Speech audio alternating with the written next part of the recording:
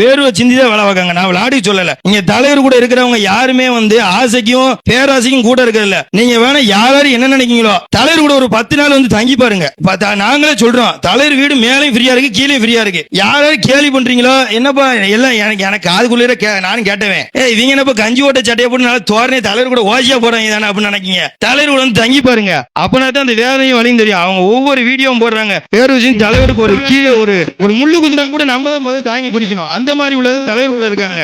வந்து கட்டி நம்மளுக்கு தான் பயணம், ரெண்டாவது தான் தலைவர் பயணம் நினைச்சு ஒவ்வொரு விஷயம் செஞ்சு பார்த்து செஞ்சுக்கிட்டு இருக்காங்க.